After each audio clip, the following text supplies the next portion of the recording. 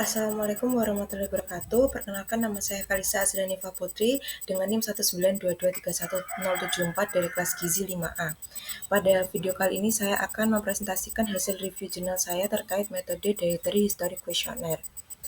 Dietary History Questionnaire atau DHQ adalah metode survei konsumsi pangan melalui wawancara terstruktur untuk menilai pola makan jangka panjang.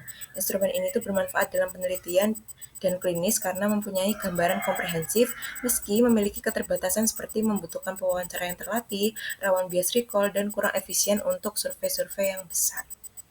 Pada review kali ini saya menggunakan 3 jurnal untuk membandingkan penerapan DHQ pada 3 jurnal ini. Pertama ada Dietary Intake Assessment from Traditional Paper Pencil, Questionnaire to Technology Based Tool, lalu ada Prevalence and Determinants of Anemia Among Women of Reproductive Age in Tata Pakistan, dan jurnal ketiga adalah Association between Dietary Fiber Intake and Mortality from All Causes Cardiovascular Disease and Cancer. Untuk pelaksanaan metode pada jurnal pertama ini menggunakan wawancara dietary history yang dilakukan oleh dietitian selama 30-90 menit, lalu memiliki fokus membahas pola mingguan atau bulanan, detail jenis, waktu, lokasi, serta membandingkan asupan pada weekend dan weekday. Lalu untuk jurnal yang kedua itu menggunakan cross-sectional questionnaire terstruktur. Pada jurnal ini juga khusus menanyakan konsumsi buah, sayur, serta daging dalam sebulan terakhir, serta menggunakan variabel kategori yang sederhana yaitu ya dan tidak. Lalu untuk case control hospital base, untuk jurnal ketiga ini menggunakan case control hospital base dengan 4.492 partisipan, di mana 2.246 kasus dan ditambah dengan 2.246 kontrol. Jurnal ini menggunakan dietary history interview terstruktur tentang konsumsi makanan atau minuman selama 12 bulan terakhir yang dilakukan oleh tenaga kerja terlatih dengan kuesioner standar. Lalu untuk pengolahan datanya, pada jurnal pertama menggunakan data diet yang dikonversi ke gram atau nutrien via food composition table, lalu untuk resepnya itu dipecah menjadi berbahan makanan yang dikoreksi yield atau retentionnya. Lalu untuk jurnal kedua menggunakan jawaban diet variabel kategori ya dan tidak, lalu menggunakan HB dan biomarker labnya itu diuji, serta data antropometri yang diinterpretasikan menjadi BMI.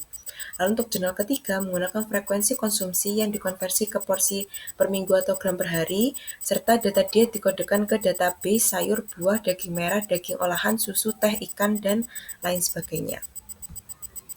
Lalu untuk analisis pada jurnal pertama menggunakan estimasi konsumsi habitual dan ranking individu, menggunakan analisis asosiasi diet outcome via regresi seperti linear, logistik atau COX, serta menekankan measurement error dan kalibrasi biomarker.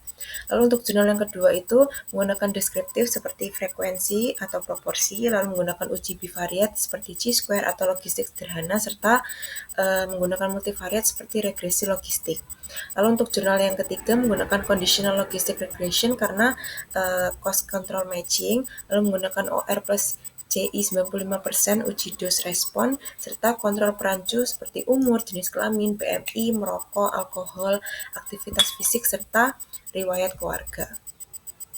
Lalu untuk penyajian datanya, pada jurnal pertama ini menggunakan tabel rata-rata asupan gram per hari, serta median per IQR, lalu menggunakan grafik kontribusi kelompok makanan dan indeks kualitas diet seperti Eat Score atau DHD Index. Lalu untuk jurnal kedua menggunakan tabel karakteristik dan faktor diet versus status anemia, serta OR dan AOR ditampilkan dalam tabel plus forest plot. Sedangkan untuk jurnal ketiga itu menggunakan tabel karakteristik subjek, tabel QR tiap kelompok makanan, serta grafik dose respon mengenai konsumsi versus risiko kanker. Untuk hubungan dengan outcome-nya sendiri, pada jurnal pertama didapatkan hubungan diet dengan obesitas, diabetes, hipertensi, dan kardiometabolik, serta validitasnya ini sangat dipengaruhi oleh error pengukuran. Untuk jurnal yang kedua didapatkan outcome bahwa anemia ini HB-nya itu kurang dari 12 gram per desiliter, tidak konsumsi daging dapat meningkatkan risiko anemia, serta faktor biologis dan sosial itu juga signifikan. Untuk jurnal ketiga sendiri, outcome-nya itu adalah kanker lambung, di mana konsumsi sayur dan buah tinggi itu sama dengan protektif, sedangkan konsumsi daging merah dan olahan tinggi dapat meningkatkan risiko kanker karena OR yang didapatkan itu lebih dari 1, serta didapatkan juga pola hubungan bersifat dose respon. Dari review jurnal tersebut diketahui bahwa dietary history ini merupakan metode penting gitu untuk menilai asupan makanan dan hubungannya dengan berbagai outcome kesehatan seperti tadi ada kanker lambung, lalu ada hipertensi, ada juga um, diabetes gitu ya. Namun validitasnya ini tuh sangat bergantung pada kualitas wawancara, kemampuan recall serta pengolahan data sehingga diperlukan prosedur yang standar gitu untuk meminimalkan bias pada penggunaan DHQ ini. Untuk kesimpulannya sendiri, ketika artikel yang direview menunjukkan bahwa dietary history questionnaire ini tuh fleksibel untuk menilai pola konsumsi jangka panjang dan hubungannya dengan berbagai penyakit. Validitasnya sendiri ini dipengaruhi keterampilan pewawancara, kemampuan recall, dan pengolahan data, sehingga perlu prosedur standar dan pengendalian bias. Untuk referensinya sendiri, ini ada 3 jurnal yang saya gunakan. Mungkin itu saja yang dapat saya sampaikan pada kesempatan kali ini. Semoga bermanfaat. Mohon maaf apabila ada kesalahan. Wassalamualaikum warahmatullahi wabarakatuh.